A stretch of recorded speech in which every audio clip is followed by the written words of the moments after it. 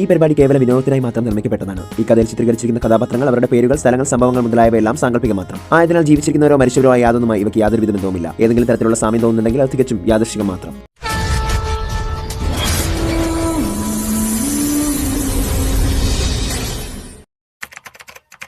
മെഹക്കും പ്രദയുടെ അരികിലേക്ക് ഓടി. ഇതെല്ലാം കണ്ട് അർജുൻ ഋഷിയെ ആശുപത്രിയിൽ കൊണ്ടുപോകാനായി കാറെടുക്കാൻ തുടങ്ങവേ തന്റെ മുഴുവൻ അമർഷത്തോടെ പ്രദ അർജുനോടും ഗാഥയോടുമായി പറഞ്ഞു, വേണ്ട, നിങ്ങൾ രണ്ടുപേരും ചേർന്ന് ചെയ്തു തന്ന സഹായങ്ങൾക്ക് ഒരുപാട് നന്ദി.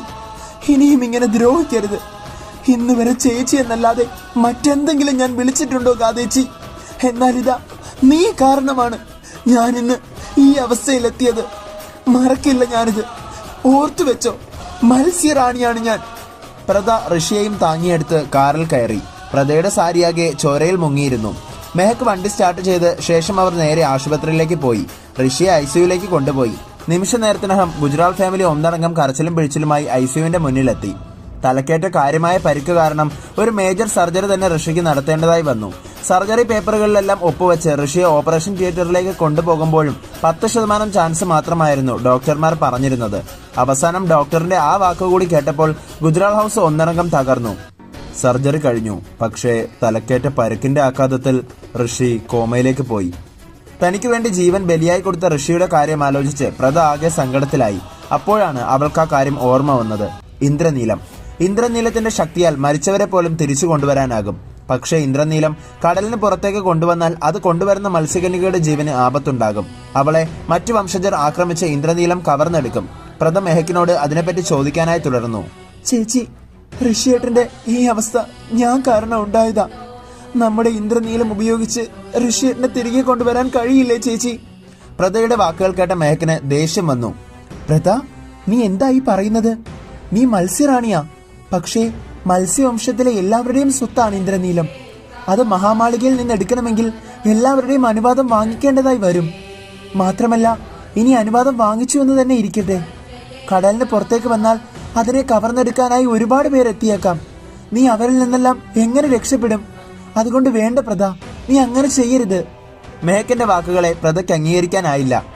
ചേച്ചി, എനിക്ക് വേണ്ടിയാണ് എന്റെ ഋഷിയേട്ടൻ ഈ അവസ്ഥയിൽ ഇങ്ങനെ കിടക്കുന്നത്. അപ്പോൾ ഞാൻ എന്റെ ജീവൻ കൊടുത്തും ഋഷിയേട്ടനെ രക്ഷിക്കാൻ ബാധ്യസ്ഥയല്ലേ? ഇനി മത്സ്യലോകത്തെ ആരും സമ്മതിച്ചില്ലെങ്കിലും ശരി തന്നെ, ഞാൻ ഇന്ദ്രനീലം കൊണ്ടുവരും. എന്റെ ഋഷിയേട്ടന്റെ ജീവൻ രക്ഷിച്ച് ആ ഇന്ദ്രനീലം തിരികെ മഹാമാളികയിൽ കൊണ്ടുവയ്ക്കുകയും ചെയ്യും. അഥവാ അതിന് ഈ പ്രദയ്ക്ക് കഴിഞ്ഞില്ലെങ്കിൽ പിന്നെ ഈ പ്രദ ജീവിച്ചിരിക്കില്ല. പ്രദ നേരെ സീമയുടെ അരികിലേക്ക് പോയി. കരഞ്ഞു കലങ്ങിയ കണ്ണുമായിരിക്കുന്ന സീമയുടെ മുഖത്ത് നോക്കി പ്രദ പറഞ്ഞു, അമ്മ ഒന്നുകൊണ്ടും ഭയപ്പെടേണ്ട. ഋഷിയേട്ടനെ ഞാൻ ജീവിതത്തിലേക്ക് തിരികെ കൊണ്ടുവരും. ഞാൻ അതിനായി ക്ഷേത്രത്തിലേക്ക് ഒരു വലിയ പൂജയ്ക്കായി പോകുകയാണ്. ഞാൻ ആ പൂജയിൽ ജയിച്ചു വരാനായി അമ്മ പ്രാർത്ഥിക്കണം. ഇത്രയും പറഞ്ഞ് പ്രദ അവിടെ നിന്നും പോയി. കടൽ തീരത്തെത്തിയ പ്രദ മൂടുപടം അണിഞ്ഞ രൂപം സ്വീകരിച്ചു. ഒരു കാരണവശാലും ഞാൻ ഇന്ദ്രനീലം എടുക്കുന്നത് ആരും അറിയാൻ പാടില്ല. അഥവാ അറിഞ്ഞാലും അവരുടെ മത്സ്യറാണിയാണ് അതിനെ കവർന്നു കൊണ്ടുപോയതെന്നും അവരറിയരുത്. ശേഷം വെള്ളത്തിലേക്ക് എടുത്തു ചാടി പ്രദ മഹാമാളികയ്ക്കരികിലെത്തി. പ്രദ ഇന്ദ്രനീലം എടുക്കാനായി തുടങ്ങിയതും അവളുടെ കൈയെ മറ്റൊരാൾ തടുത്തു. അത് യാഷ്ലി ആയിരുന്നു. ആരടി നീ? മത്സ്യവംശത്തിലെ ഏതോ മത്സ്യമാണ് നീയെന്ന് എനിക്കറിയാം. സ്വന്തം വംശത്തിലെ തന്നെ ഇന്ദ്രനീലത്തെ കവർന്നെടുക്കാൻ നോക്കുന്നു. വെറുതെ വിടില്ല നിന്നെ ഞാൻ.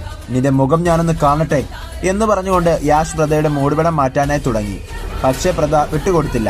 അവസാനം അങ്ങോട്ടും ഇങ്ങോട്ടും മത്സ്യമായി മാറി ഇരുവരും യുദ്ധം തുടങ്ങി.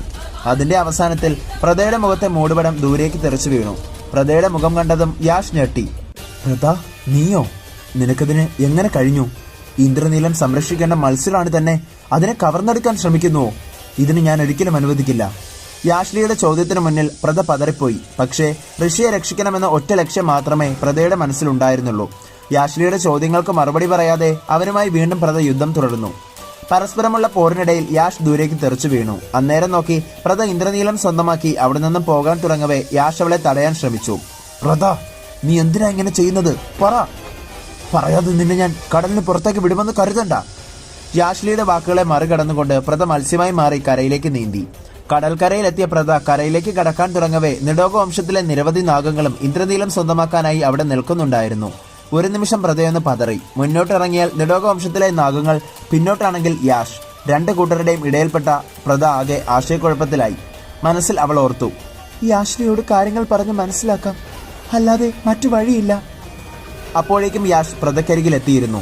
പ്രത, നീ കണ്ടില്ലേ, നിഡോഗ വംശത്തിലെ നാഗങ്ങൾ നിന്നെ വലഞ്ഞിരിക്കുകയാണ്. എനിക്കറിയാം ഒരു കാര്യവുമില്ലാതെ നീ ഇങ്ങനെ ചെയ്യില്ലെന്ന്. എന്നോട് തുറന്നു പറ പ്രത, ഞാൻ നിന്റെ കൂടെ നിൽക്കാം. അപ്പോഴേക്കും പ്രത എല്ലാം പറയാനായി തുടങ്ങിയിരുന്നു. യാഷ്ലി, അത് എന്റെ ഭർത്താവ് ഇപ്പോൾ ആശുപത്രിയിലാണ്. എനിക്ക് വേണ്ടി സ്വന്തം ജീവൻ അപകടത്തിലായി കിടക്കുന്ന ഋഷിയേട്ടനെ എനിക്ക് രക്ഷിക്കണം.